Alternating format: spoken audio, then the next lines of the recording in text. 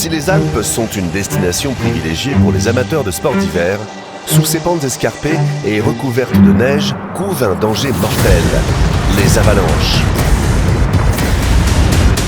En altitude, des pans entiers de la montagne peuvent s'effondrer. Ce sont alors des tonnes de neige qui dévalent les pentes avec une puissance phénoménale. Et lorsqu'une avalanche est lancée, elle enterre tout sur son passage.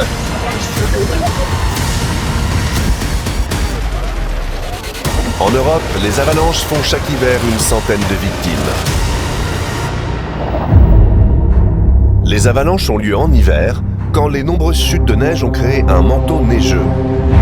Dans des conditions stables, les couches forment un manteau solide et compact. Mais les variations de température rapides dans les Alpes créent de l'instabilité dans les couches. Ajoutez à cela des vents forts qui balayent la neige en amas inégaux. Et la pression sur les couches les plus faibles est trop forte. Le manteau neigeux est alors prêt à s'effondrer. Il suffit d'un seul élément perturbateur, une chute de neige, du vent ou le poids d'un skieur, et l'avalanche se déclenche.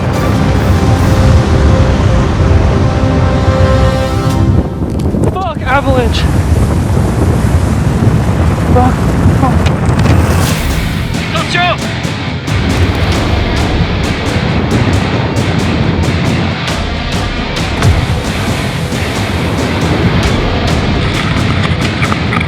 Lorsqu'une avalanche se déclenche, elle peut rapidement atteindre une vitesse de 70 mètres par seconde, engloutissant tout sur son passage. Les victimes se retrouvent alors ensevelies sous une neige aussi compacte que du béton, où respirer est presque impossible. Nombreux succombent d'asphyxie en quelques minutes, alors qu'ils souffrent aussi d'hypothermie et souvent de blessures graves causées par la chute. Des situations extrêmes qui laissent peu de temps aux équipes de secours pour intervenir. Chaque seconde compte dans cette course contre la montre et la mort. Et le terrain n'est souvent pas favorable, car la plupart des accidents mortels se passent hors des pistes. Mais pas toujours. Et quand une avalanche frappe les lieux hautement fréquentés, les conséquences sont encore plus terribles.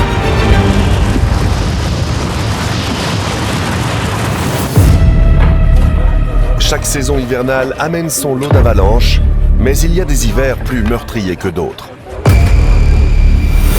Il y a plus de 70 ans, les Alpes ont vécu l'hiver de la terreur, la saison d'avalanche la plus meurtrière de l'histoire du massif montagneux. En janvier 1951, une tempête de neige ajoute 2 mètres de neige fraîche à un manteau neigeux déjà surchargé. Des vents forts créent des couches instables et ce sont des milliers d'avalanches qui se déclenchent dans toute la région, faisant au moins 250 victimes et engloutissant des villages entiers. Cette tragédie pousse alors les autorités à installer massivement des barrières anti-avalanche qui réduisent le risque de catastrophe sans l'évacuer totalement. Le 23 février 1999, le village de Galtur en Autriche subit une avalanche meurtrière. Chute de neige record et vent fort créent un manteau instable de 170 000 tonnes de neige sur le mont Griskogel au nord du village. Quand le manteau cède, l'avalanche dévale la montagne à près de 300 km/h. Doublant de taille et d'intensité dans la descente. À l'arrivée, ce sont plus de 300 000 tonnes de neige qui frappent de plein fouet le village. En moins de 2 minutes, 11 maisons et 2 hôtels sont rayés de la carte et 31 personnes perdent la vie. Le réchauffement climatique ne va pas arranger les choses. Les hivers plus chauds amènent de la pluie à haute altitude, ce qui fragilise aussi fortement les manteaux neigeux. Mais tous ces risques ont aussi amené de nouvelles technologies, des améliorations dans les prévisions et sauvé de nombreuses vies.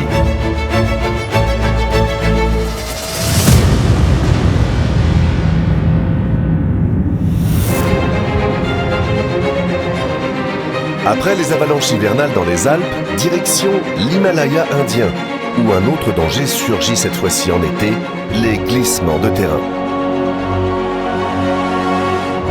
Les paysages de montagne, aussi magnifiques soient-ils, n'en cachent pas moins de nombreux dangers.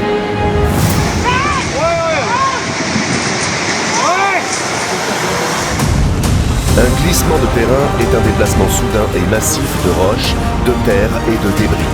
Il peut ensevelir des villages, couper des routes, détruire des infrastructures, causant d'immenses pertes humaines et économiques. Et au-delà des dégâts immédiats, il laisse de profondes cicatrices sur le paysage, fragilise les écosystèmes et oblige parfois des milliers de personnes à s'installer ailleurs. Dévastateur et imprévisible, le glissement de terrain compte parmi les catastrophes naturelles les plus redoutables de la planète. En Inde, le risque est particulièrement élevé, surtout dans l'Himalaya. L'Himalaya, la plus haute chaîne de montagnes du monde, est le résultat de la collision entre les plaques indiennes et eurasiennes qui soulèvent encore aujourd'hui le relief, le mettant à rude épreuve. Pendant la mousson, les fortes pluies saturent le sol et rendent les pentes encore plus instables, augmentant le risque de glissement de terrain. Normalement, la végétation et les racines des arbres retiennent la terre, mais la déforestation prive ici les versants de cette protection, les rendant vulnérables aux effondrements. En juin 2013, l'Inde est frappée par l'une des pires catastrophes naturelles de son histoire. Une tempête soudaine provoque des pluies torrentielles dans l'Uttarakhand, un état au nord du pays, niché au cœur de l'Himalaya.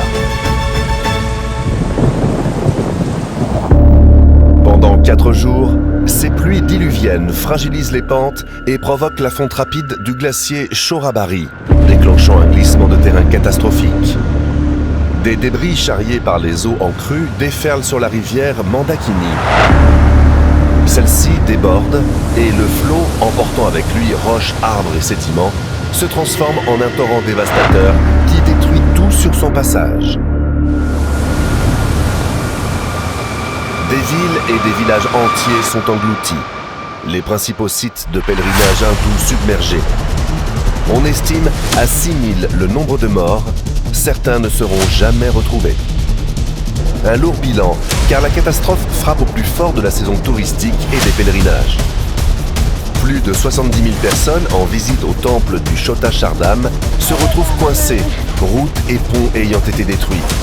Ailleurs, les secours parviendront tout de même à évacuer plus de 110 000 personnes.